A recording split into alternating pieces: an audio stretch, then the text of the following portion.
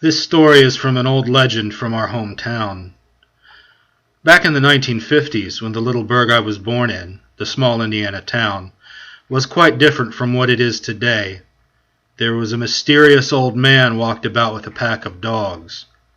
Local kids called him the Bone Man.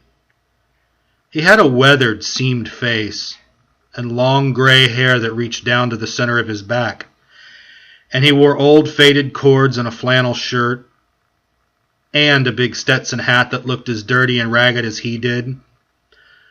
No one knew the Bone Man's real name or how he got the name the Bone Man in the first place. Must have been because he was always with that pack of dogs. You know, throw a dog a bone. Anyway, one girl swore she once saw the Bone Man carrying a strange sack around. Said she couldn't figure out just what the hell was in that sack, except she thought maybe he was going to bury one of his dogs. People with a morbid, suspicious imagination thought he might be going to bury something else. But really, for all the speculation about him, the Bone Man was never known to actually hurt anyone. Well, everything went along okay, I guess, at least for the Bone Man, until one day his body was found. He had apparently been drunk and passed out on the rails while walking home. Maybe he had been trying to avoid getting picked up for being drunk in public, but all things considered, he would have been better off taking his chances with the cops. The train that had come by had severed his head from the neck, cut it clean off and pulped it. Must have ruined his long, greasy gray hair. A few of his dogs had remained behind, whimpering over the cruel turn of fate of their master. All in all, it was written off as death by misadventure, though just one of those things that happen to poor, unfortunate vagrants. But then the rumors started. The rumors that the Bone Man hadn't merely met his death by an accident, but had been murdered by local toughs, by hoodlums, JDs, greasers, what have you.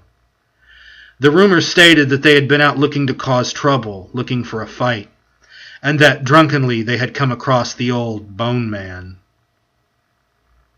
They say it must have started out with a joke, with them just teasing him, maybe roughing him up a little. But then he got mad, hit their hot rod car with a stick or something, and that set the leader of the gang off. Or so the story goes. So they beat him up pretty bad, and maybe they thought they had killed him because for some reason they left his body on those tracks. I mean, would they have done that on purpose, really? Just murdered him because they were pissed off? I don't know. But the result was the same. And if any of that is true, those hoods got away with murder. Soon after, though, weird things started happening in our little town. Kids started turning up missing. Some turned up dead. In one case, which they say was suppressed by the local papers, a high school kid turned up on a train track, missing his head. The legend started to grow, and the kid still disappeared, although people claimed it might be different sickos taking them, or even that they were just running away from bad homes. Then people driving along the lonely roads on the outskirts of town swore they saw the gray-headed figure of an old man, carrying a sack, trailed by his dogs. They say he has long, greasy gray hair, and his eyes burn a deep, angry red.